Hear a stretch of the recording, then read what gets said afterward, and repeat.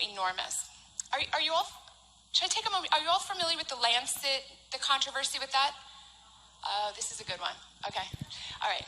So I digress here, but it's too good to leave out. So the Lancet is probably the world's most famous medical journal. All right. New England Journal of Medicine is probably second most famous. JAMA, third most famous. So sometime around April, I think, the Lancet published this study that concluded that hydroxychloroquine wasn't safe. This threw the world into a tizzy. Based on this article, the WHO stopped hydroxychloroquine trials across the world. The European Union stopped allowing hydroxychloroquine. That was the reason that the headlines trashed the president as calling it snake oil. They had the cover of the Lancet saying it was bad. Now, the Lancet study that said it was bad had like 90,000 people in it, and it took place on 5 continents, and it just didn't really make sense.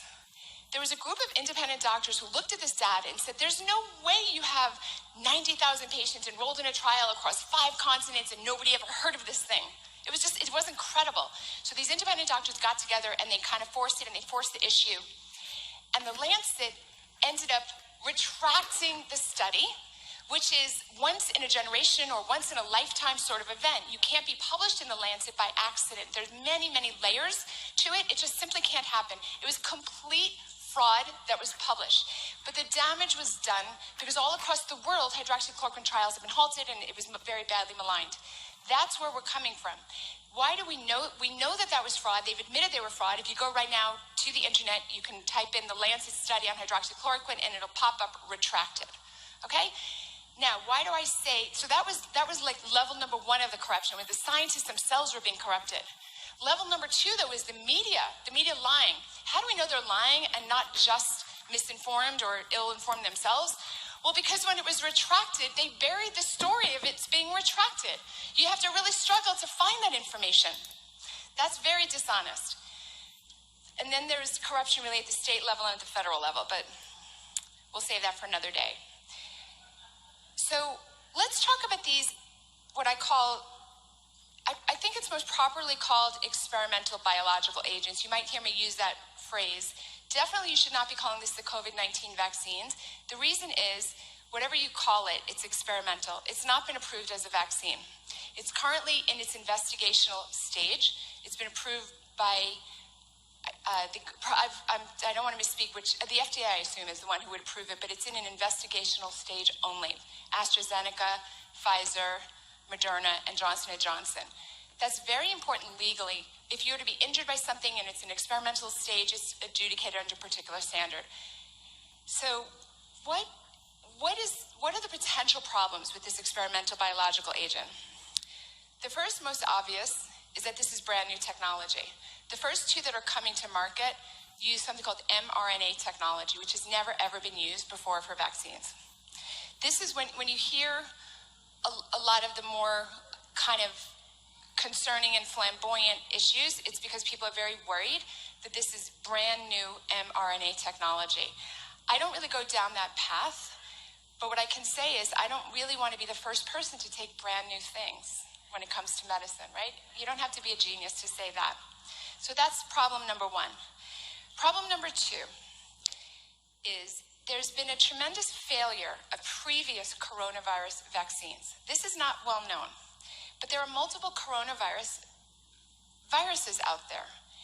For example, in 2002, there was an epidemic, a much smaller one, but an epidemic of SARS-CoV-1. What we're in right now is SARS-CoV-2. SARS-CoV-1 and SARS-CoV-2, by the way, you may have heard it called the novel coronavirus, are what we're in right now. I never understood that because this coronavirus is 78% identical to SARS-CoV-1. That's why it has the name SARS-CoV-2. They're 78% the same. So prior coronavirus vaccine attempts have been made. They have failed. They can't do it safely in human beings. And I'm going to talk more about that later. But just note that we've not been able to successfully overcome the human bodily hurdles that making a vaccine against a coronavirus has put up. Number 3, there is no independently published animal studies. One of the companies says they do have animal studies, but they haven't published any data on it. There's been a complete rush to put this to market, and you simply cannot do this safely without published data on animal studies. because animals often will die at the end, and unless we know that, we don't know if it's safe to give to humans. Okay, problem number 4 is known complications. One of the most commonly known complications of vaccines is something called, big science words coming up, guys, antibody-dependent enhancement. It's also sometimes called immune enhancement, and it's sometimes called pathogenic priming.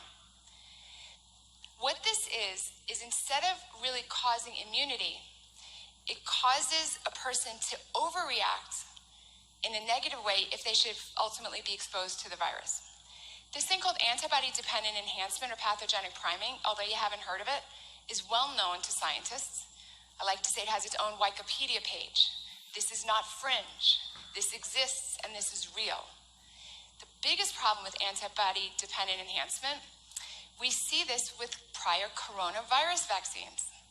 So when they were doing the studies with SARS-CoV-1 vaccine back in 2005, they came up with a vaccine and they gave it to the ferrets, and it was 2-dose like the ones today, and the ferrets did fine after the first dose. They did fine after the second dose. Later they exposed them to the coronavirus SARS-CoV-1 in the wild, and the ferrets died. That's why SARS-CoV-1 vaccine never came to market. Antibody-dependent enhancement. So I'll include all of the links to find all